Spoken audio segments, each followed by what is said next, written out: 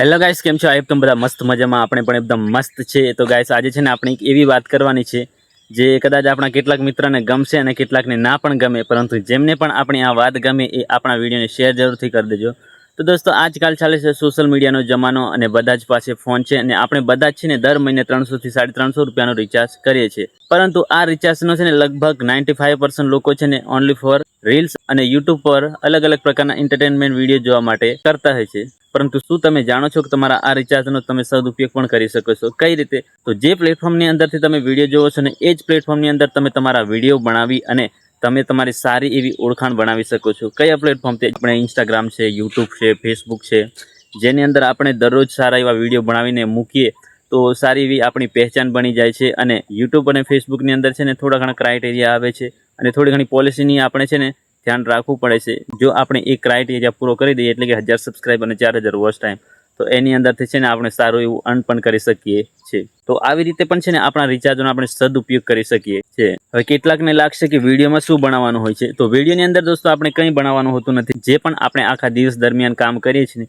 એ કામનો નાના નાના છે ને શોર્ટ વિડીયો લઈ લેવાના. એમ જે પણ તમે કામ કરો છો, અથવા તો તમારી અંદર કંઈક એવું ટેલેન્ટ છે, જે ટેલેન્ટ છે ને તમે કોઈક તમારા કારણોસર એ બહાર પાડી શક્યા નથી, એટલે કે દુનિયાને બતાવી શક્યા નથી, અને અંદરથી હજુ તમને થાય છે કે ના, મારે આ કરીને બતાવવું છે, તો એનો તમે વિડીયો બનાવો અને એ ટેલેન્ટ અથવા તો તમારા વિડીયોની અંદરથી લોકોને કંઈક શીખવા મળશે, જાણવા મળશે. તમે જે બોલો છો એ લોકોને કદાચ સાંભળવાનું ગમતું હોય, તમારા વિડીયો ગમતા હોય, તમારા વિડીયોમાંથી થોડું ઘણું કંઈક એન્ટરટેનમેન્ટ મળતું હોય લોકોને, તો લોકો છે ને તમારા વિડીયો જોવાનું પસંદ કરશે. અને એ વિડીયો જો પસંદ કરશે એટલે ધીમે ધીમે તમારી ફેન ફોલોઈંગ વધશે.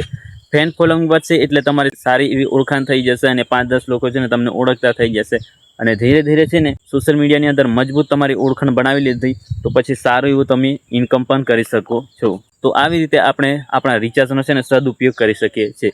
જો તમે કંઈક કરવા માંગતા હોય તો જે પણ તમે રૂટીનની અંદર કરતા હોય કામ, એનો છે ને તમે વિડીયો બનાવો, અથવા તો તમારી અંદર કંઈક એવું ટેલેન્ટ છે જે તમે ખરેખર દુનિયાને બતાવવા માંગો છો, તો વિડીયો બનાવો અને સોશિયલ મીડિયાની અંદર શેર કરો. જો તમે લગાતાર મહેનત કરશો તો એની અંદર પણ સફળતા 100% મળશે. એવું નથી કે પછી આપણે જે કામ કરીએ છીએ એ કામને છોડીને આપણે સ્પેશિયલ પાછા સોશિયલ મીડિયામાં લાગી જઈએ. એવું નહીં. જે આપણે કામ કરીએ છીએ ને એનો જ વિડીયો બનાવવાનો છે, અથવા તો જે પણ આપણે કામ કરીએ છીએ એની અંદરથી આપણને થોડો ઘણો ટાઈમ મળે, એમાંથી ફ્રી ટાઈમમાંથી ને આપણે વિડીયો બનાવી લેવાનો અને મૂકી દેવાનો જ્યારે ફ્રી ટાઈમ હોય ત્યારે.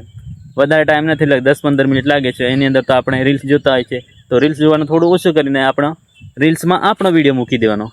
આપણે દુનિયાને બતાવવાનું, દુનિયાને જોવાનું નહીં. તો બસ કંઈક આવું કામ કરવા માંગતા હોય તો કરજો. ધીરે ધીરે સફળતા જરૂર મળશે.